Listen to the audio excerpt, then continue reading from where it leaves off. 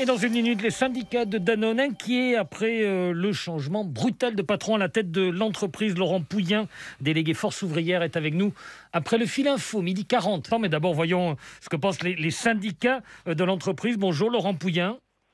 Bonjour. Vous êtes délégué Force ouvrière chez Danone. C'est un peu le scénario que vous redoutiez, non ? Écoutez, la FGTFO s'est opposée à la stratégie des fonds activistes de prendre la gouvernance du fonds, du groupe Danone. Et voilà, nous, c'est pas on n'était pas dans un objectif forcément de défendre Emmanuel Faber. On voulait absolument pas que les fonds activistes changent et prennent la gouvernance du groupe. Et de fait, ils ont pris la gouvernance du groupe, là. Écoutez, pour l'instant, il va falloir que le nouveau président s'exprime.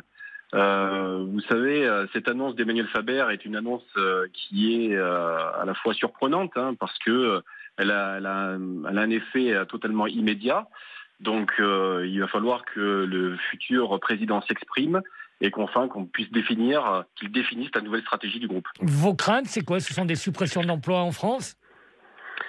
Écoutez, les activistes ont clairement dit que s'ils prenaient la gouvernance du groupe, ils feraient des cessions dans les eaux et les produits laitiers de l'ordre de 30%. Donc clairement, ça peut être des conséquences terribles en termes d'emploi. Ça se compte en quoi ? Centaines d'emplois, milliers d'emplois pour vous ? Écoutez, il y a 100 000 salariés dans le monde, 9 000 salariés en France. Donc, quand vous voulez vous céder 30% de ces activités qui sont majeures dans le groupe, ça peut être une vraie catastrophe sociale. J'imagine que les craintes particulières, c'est l'activité de l'eau, la branche eau, puisque c'est ce que disait Guillaume Gavin, c'est là où c'est déficitaire avec le Covid.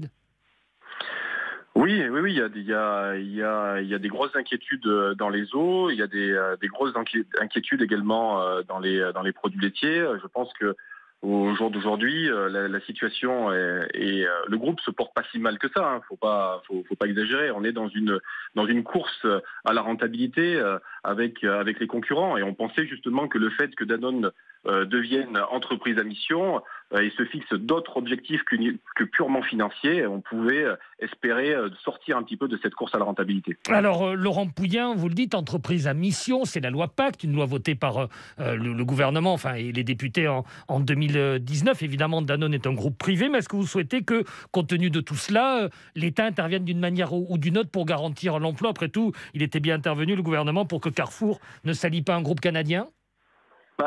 En tout cas, on peut se poser des questions.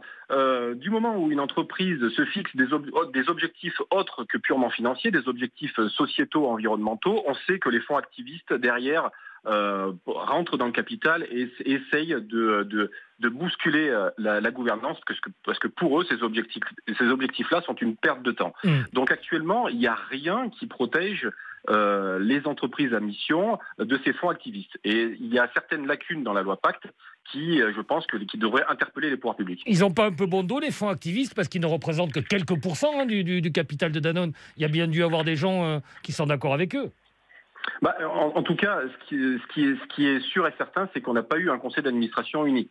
Et ça, je pense que pour l'image qui a été renvoyée au niveau des salariés de Danone, c'est catastrophique. Il y a eu des communications récemment suite au dernier conseil d'administration pour dire que le board soutenait Emmanuel Faber. Quelques jours après, le conseil d'administration l'évince. Donc ça donne pas une bonne image à la fois du groupe Danone et les salariés au jour d'aujourd'hui, c'est eux qui font la valeur ajoutée, c'est eux qui participent à la création et la valeur d'entreprise et je pense qu'ils ont besoin d'avoir une gouvernance, de savoir exactement une gouvernance unie et avec un plan stratégique défini. Donc risque d'instabilité, ce que vous nous dites Laurent Pouyen, merci beaucoup du syndicat FGTA FO Danone. La Bourse de Paris, on y va tout de suite.